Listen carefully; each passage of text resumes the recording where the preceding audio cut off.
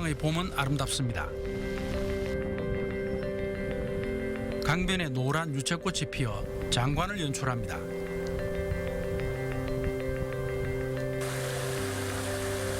그런데 사람들의 발길을 멈추게 하는 게 또 있습니다. 물속에 논이는 물고기 떼입니다. 팔뚝 많은 물고기들이 얕은 물까지 올라와 유유히 노는 광경은 태화강의 또 하나 볼거리입니다. 지금 물이 이래 그렇지 고기가 상당히 많아요. 이거는 주로 이제 잉어 같은 건 저 위에 보면 지금 알 놓는다고 한 4달짜리가 막 있어요. 4월이면 태화강엔 바다에서 황어가 올라옵니다.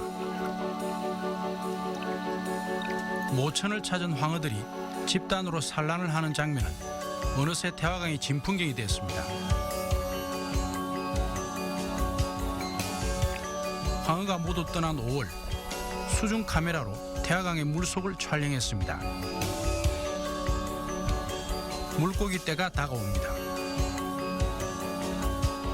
누치떼입니다. 그리고 간혹 강둔치도 보입니다.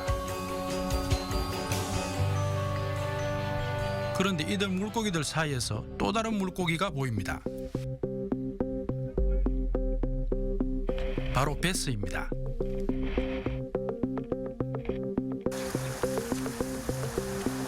물속을 헤엄치는 베스는 이제 태화강변에선 흔하게 볼 수 있습니다.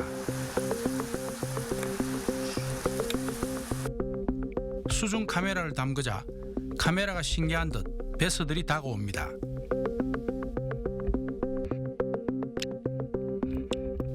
이곳은 사모교 아래 물속입니다. 여기도 큰 몸집의 베스가 카메라에 잡힙니다.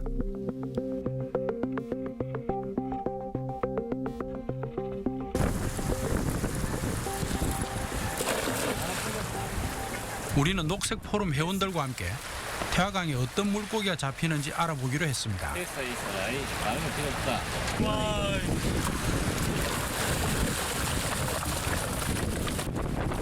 70cm는 좋게 넘는 큰 잉어가 올라옵니다.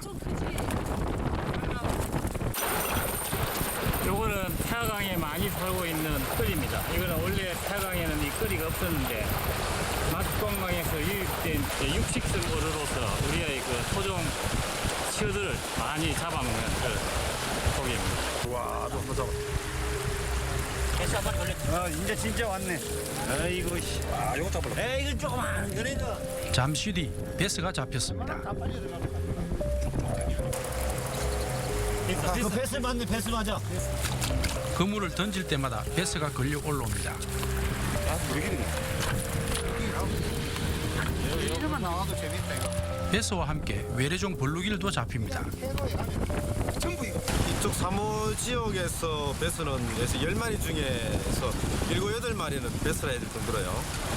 베스가 이 지역에서 가장 큰 우점종을 차지하고 있는 물고기라고 보시면 될 것 같습니다. 이른 아침부터 전국의 베스 낚시꾼들이 태화강에 다 모였습니다. 베스 퇴치를 위한 낚시 대회입니다.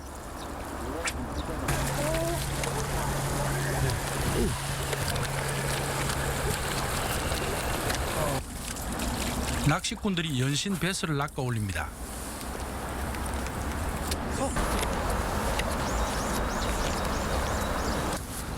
우와, 이거 저기 얼마 만에 잡은 거예요? 시작한 지 한 5분 만에 한 마리 잡고 한 10분 지나니까 한 마리 더 나왔습니다. 태화강 확실히 여기가 평소에 낚시가 금지되다 보니까 베스가 다른 곳보다는 입질이 시원시원하게 들어옵니다. 베스 낚시의 묘미는 역시 손맛. 어린 강태공도 주부 강태공도 베스 낚시에 푹 빠졌습니다. 우리 아저씨 따라와가지고 한번 했는데 그 입질할 때 그 두둑거리는 그 느낌이 엄청 강해요. 챔질할 때 그 묵직한 손맛도 그렇고.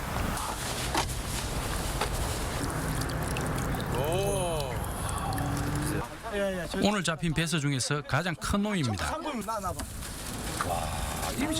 크다. 베스 낚시를 시작하고 최대어라고 생각합니다. 진짜 예쁘네. 몸무게가 2kg을 훨씬 넘습니다. 반나절 동안 열린 낚시 대회에서 잡은 베스입니다. 태화강에 베스가 얼마나 많은지 가히 짐작할 수 있습니다. 실력으로 태화관광뿐만 아니라 울산에는 모든 강, 댐, 호수 전부 다가 베스 천국입니다. 울산에 저수지가 100개가 있다면 99개는 베스가 다 있습니다. 울산뿐만 아니라 전국의 주요 강과 호수도 이미 베스가 모두 점령해 버렸습니다. 이른 아침 어부가 밤새 쳐놓은 그물을 올립니다. 그런데 그물 속에 가득한 것은 베스 치어들입니다. 베스 걸어가지고 베스 저 베스. 베스가 우리 수 생태계를 장악했다 해도 틀린 말이 아닙니다. 태화강에 베스가 등장한 이후 태화강 물속에선 새로운 현상이 나타났습니다. 그것은 이렇게 덩치 큰 물고기들은 태화강 어디에서나 쉽게 찾아볼 수 있는데 작은 물고기들은 거의 보이지 않는다는 것입니다. 5대로 여기 지금 살고 있어요. 살고 있는데 그때는 진개미 여기 뭐 저 새우 또 피리 뭐 여러 가지가 그 우리 어종이 참 많았는데 고동도 있었고 여러 가지 있었는데 지금은 그 고기를 볼 수가 없습니다. 한 마리도 없습니다. 그 고기가 참 안타깝습니다. 수조 속에 베스와 작은 물고기를 함께 넣어봤습니다. 베스는 낯선 환경에 잠시 망설이는 듯 하더니 이내 앞을 지나가는 물고기를 덥석 먹어버립니다.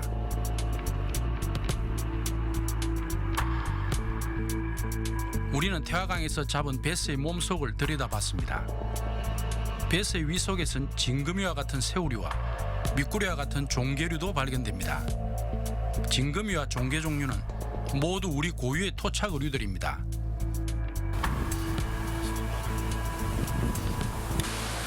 태화강 고유 어종은 이제 생태관에서나 볼 수 있습니다. 한때 태화강이 상징이라 할 정도로 번성했던 물고기는 이런 납자루 종류였습니다. 하지만 지금 납자루 종류의 물고기는 태화강 본류에서는 다 사라졌습니다. 납자루 종류나 뭐 이렇게 각시붕어나 뭐 이런 종류들은 애들이 이렇게 뭐 물살이 빠른 데서 사는 애들이 아니고 약간 고여 있는 그런 잔잔한 물에서 사는 애들이거든요. 이제 그런 애들은 그러니까 그 뭐 피라미나 뭐 그 참갈견이나 뭐 이런 애들처럼 이렇게 빨리 헤엄치는 능력이 조금 떨어져요. 그러다 보니까 이제 베스가 더 이렇게 섭식하기 좋은 그런 먹이원이 될 수 있죠. 지난해 울산시가 베스의 먹이 활동을 조사한 결과 베스의 먹이 중 절반 가까이가 미꾸리 종류였습니다. 특히 기름 종개는 태화강에서 가장 먼저 자취를 감춘 우리 토착 물고기입니다. 태화강 하류의 사목교 이런에 지금 베스라든지 블루길이라든지 이런 외래어종들이 지금 우점종을 좀 차지하고 있고요. 오래전부터 이 태화강에 있었던 한국 토속 어종들은 이제 그 자취를 감춰버렸다고 할 수 있습니다. 그래서 하천 생태계의 사막화가 급속도로 좀 빨리 일어나고 있고 우리가 이 자연조사를 해보면 해마다 줄어드는 토속 어종들의 그 종수가 점점 줄어들고 있다는 그런 겁니다. 그래서 베스는 원산지 미국에서조차 위험한 물고기로 분류됩니다.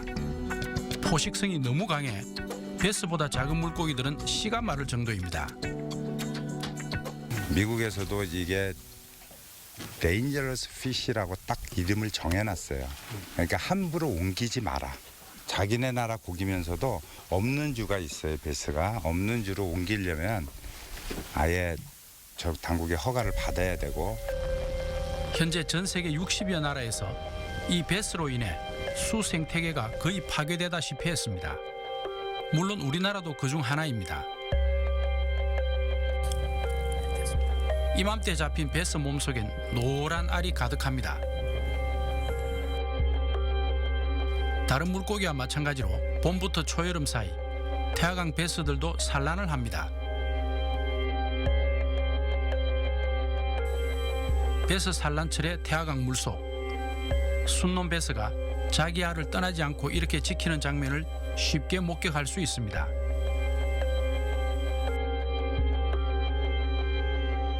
알에서 깨어나 물속을 활발히 헤엄치는 베스 치어들. 그런데 어른 베스들이 치어 주변을 어슬렁거리며 지켜줍니다. 쏘가리 같은 경우는 산란을 하고 그냥 떠나버려요. 그럼 그 알을 뭐 1000개를 낳았다 그러면 1000개 중에서 100개도 못 살아나요. 다 잡아먹어요, 다른 게. 주인이 없으니까. 그리고 결국 거기서 부화가 돼서 나온다 그래도 생존 확률이 상당히 희박하죠. 근데 베스 같은 경우는 거의 생존 확률이 90% 이상입니다. 우리 토착 물고기들은 다 어디로 사라졌을까요? 우리는 녹색 지기단과 함께 우리 고유의 물고기들을 찾아 나섰습니다. 태화강의 색강인 척과천의 상류입니다. 생각보다 물고기가 잘 잡히지 않습니다. 한참 후 고유의 우리 물고기들을 채집할 수 있었습니다. 여기에 수컷입니다. 각시붕어, 태화강의 깃대종 각시붕어입니다. 이게 지금 수컷입니다. 지금 본색을 띠고 있어서 각시붕어가 굉장히 예쁩니다. 그리고 아까 삼원교에서는 절대 안 나오는 고기인데 이게 가을견입니다. 가을견이. 가을견이 나오면 이 순간 7수예요. 지표종이. 그러니까 이 척가천은 그야말로 7수라 보시면 돼요. 우리 고유의 물고기들은 본류에서 쫓겨나 이렇게 색강 상류의 작은 여울에 살고 있었습니다. 살겠죠. 뿌리나 심어 겨울 수족. 이 원래 이제 이 입술 쪽이 돼지머리처럼 생겼다 해가지고 동고기였는데 이게 이제 돌고기로 변해가지고 이게 돌고기가 된 겁니다.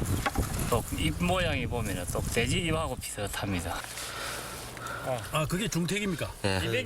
이날 우리는 중택이, 가시고기, 어디요? 물자라, 물방개 아닙니까? 그리고 미꾸리와 같은 우리 물고기들을 발견할 수 있었습니다. 이 둥그런데 이거는 큰 비라도 오면 쉽게 사라져버릴 이 작은 여울이 그나마 생태계의 다양성이 살아있는 곳입니다.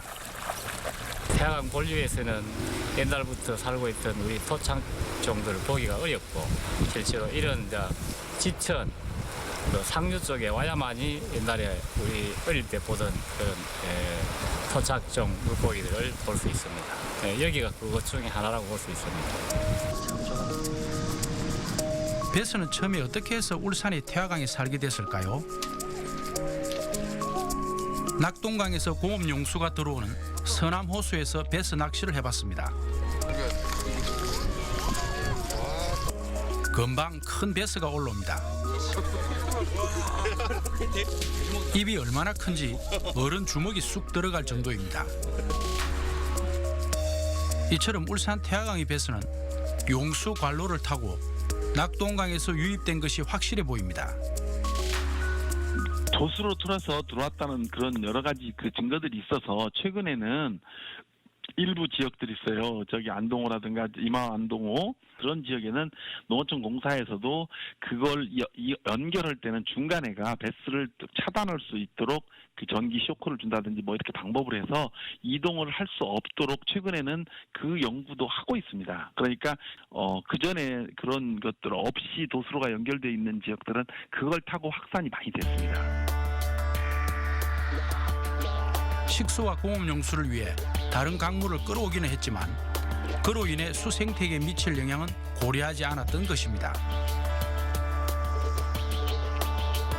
낙동강물이 직접 들어오는 회화댐. 이 댐에 배스가 얼마나 많이 사는지 조사된 바도 없지만 이곳 댐 관계자는 외래 물고기에 대해 무관심합니다. 외래 요정 있다고 해서 문제가 되는 건 없거든요. 지금 우리는 수질하고 관계가 있기 때문에. 그래서 뭐 어종이 뭐가 들어있더니 그건 의미가 없지 않느냐 이렇게 봅니다. 예. 하지만 배스의 존재 여부는 수질과도 상당 관계가 있습니다. 처음에 들어오면은 저수지나 하천에 있는 민물새우나 뭐 이런 것들을 먼저 잡아먹어요. 그런 것들을 먼저 잡아먹으면은 민물새우나 뭐 이런 애들이 그 저수지나 이런 하천에 들어온 이런 부식 물질들을 분해를 하는 역할을 하거든요. 그래서 그런 애들이 먼저 잡아먹힘으로써 수질에도 어느 정도 영향을 줄 수도 있고요.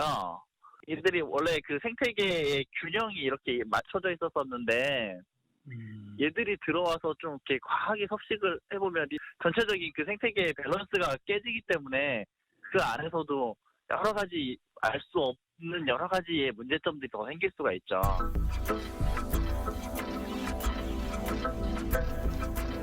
태화강 상류, 울주군 두동면의 한 저수지입니다.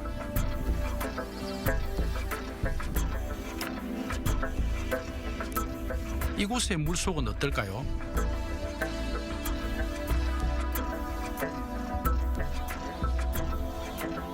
눈앞에 보이는 무수히 많은 물고기떼, 외래종인 블루길입니다.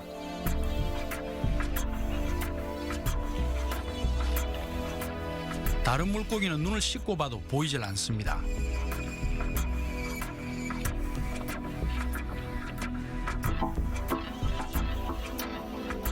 그런데 이 블루길 틈바구니에서 베스들이 논일고 있습니다. 어떻게 이 깊은 산중의 저수지에 베스와 블루길이 살게 됐을까요? 붕어가 이거 많이 있었는데 지금 블루길이하고 베스하고 때문에 두 가지가 있어가지고 지금 고기가 안 일어. 다 죽어버려. 다 잡아 먹어버려 그것들이. 그 블루길 베스는 어떻게 해서 이 못에 들어오게 됐습니까? 이거는 베스는 옛날에 면회삼이었고. 베스를요? 예. 면회삼이었고 블루길이는 누가 갖다 했는지 모르겠어요. 하여튼. 작은 산골 저수지까지 베스가 퍼지게 된 것은 사실 어떤 인위적인 행위가 아니고는 불가능한 일입니다. 근데 우리가 봤을 때는 젊은 애들이 고기를 잡아가지고 저수지에 퍼준 게 많이 있느냐 보지를 못했으니까 아무도. 그래 하고는 그만큼 빨리 퍼질 수가 있느냐. 과연 그럴까요? 울주군의 어느 저수지에서 우리가 만난 한 베스 낚시꾼의 얘기입니다. 99%가 이거는 99%는 푸른 거야. 왜냐하면 돈 안 주고 낚시를 쉽게 손맛을 볼 수 있는 베스거든요. 그리고 한 2, 3년 지나면 이 낚시할 정도의 고기가 자라거든요.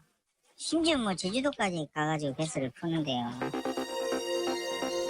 우리 생물 다양성 법의 경우 베스와 같은 생태 교란종을 우리 하천이나 호수에 방류하면 2년 이하의 징역에 처할 정도로 법이 엄합니다.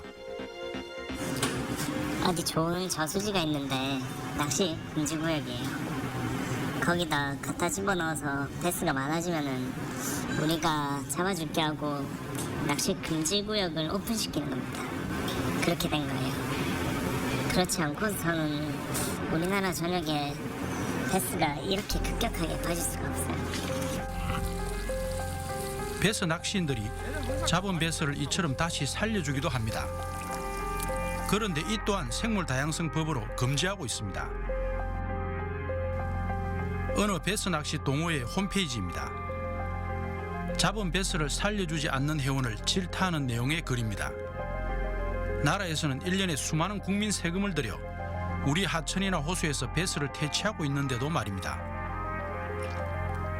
그러니까 자기가 좋아하는 거를 자기가 이제 쉽게 하기 위해서 이제 그러니까 생태계라는 건 생각을 안 하고 뭐 불법적인 것도 모두 그게 묵과하고 이렇게 들어가는 게 일반 사람들이 생각하기에는 아닌데 낚시꾼이 생각하기에는 아이 뭐 저 정도면 어때 이렇게 많이 생각을 하거든요.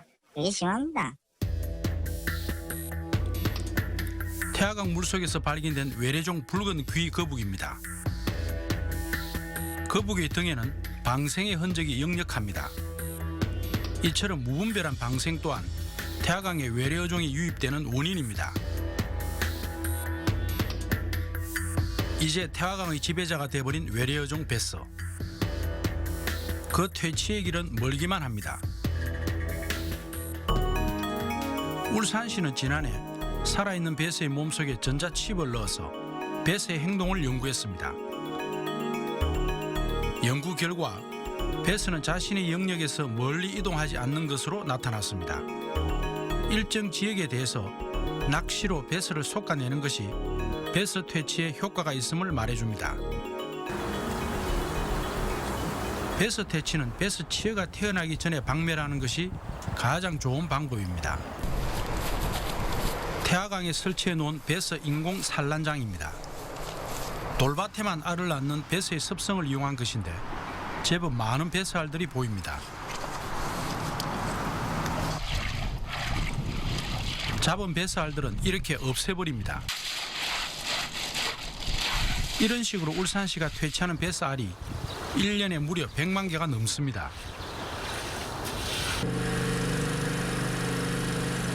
울산시는 올 4월부터 배스 수매 사업을 시범적으로 실시하고 있습니다. 6.4kg입니다. 6.4kg. 일주일에 한 번 열리는 배스 수매 현장이지만 적지 않은 사람들이 잡은 배스를 가져옵니다. 핸들 하자, 핸들. 배스 이렇게 수매하고 받는 돈은 얼마입니까? 키로에 5,000원이니까 연락을 개별로 2만 원 되죠. 5kg 정도 되니까. 위에 좀 개치도 하고 돈도 벌고 또 낚시하면서 즐기기도 하고. 실제로 오늘 전부 몇 킬로입니까 잡신 게? 지금 57kg 나왔습니다. 오늘 받은 돈으로 뭐 하실 겁니까? 뭐 또 미끼 사고 또 해야죠. 루어 사고. 생각지도 못한 큰 반향에 울산시도 얼떨떨한 상황입니다. 오늘 약 그 60kg 가까이 들어왔는데 첫날은 거의 없었지만은 이번에 둘째 주를 맞이해서 이렇게 많이 가져오실지는 사실 몰랐습니다. 지금 낚시 금지 구역 제외한 지역에서 지금 이만큼 배스가 많이 잡힌 걸로 봐서는 울산 일대에 지금 배스가 좀 많이 있는 걸로 이렇게 사료됩니다. 수장공사 요청으로 오늘 배스 퇴치 전문팀이 울산 사인댐을 찾았습니다. 이들은 산소 호흡기도 없이 물속에서 직접 배스를 잡습니다.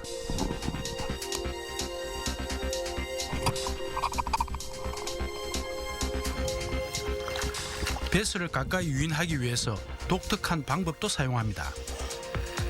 사실 이 고기를 잡아먹고 사는 물고기들은 소리에 상당히 민감해요. 그러니까 과연 저게 먹이의 소리냐 아니면 나를 공격할 다른 물체의 소리냐 이런 거를 파악을 하고 오고 도망가고 이러는 거기 때문에 먹이의 소리로 이제 흡사하게 내서 유인하는 거죠. 물속에서 소리를 듣고 배스들이 몰려듭니다. 그리고 작사를 쏘아 배스를 잡습니다.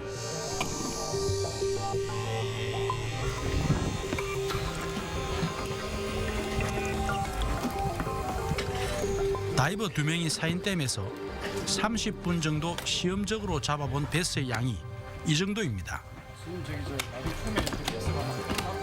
지금 뭐 여기서 저 잠깐 저기 갔다 오는 사이에 물은 뭐 흐려서 많이는 못 봤지만 계속 배스가 오고 있으니까 다른 고기보다는 그러니까 배스가 많은 거죠. 이들이 전국에 걸쳐 이렇게 잡아내는 배스가 1년에 무려 60톤에 이릅니다. 이 일부에서는 이거를 토착어종으로 이제 40년 넘었는데 봐야 되지 않느냐 좋은 말씀이에요. 하지만 이 고기는 상대적으로 천적이 없습니다. 우리나라에 천적이 없고 지금 이 배스를 교란종에서 퇴치하는 거를 포기를 한다는 것은 우리나라 물고기를 버리겠다는 얘기이기 때문에 우리나라 토종어류와 같이 어울릴 수 있는 개체수 조절이 들어가서 밸런스 작업만 하면 될 것 같습니다. 절대 이거는 포기하면 안 되는 물고기입니다.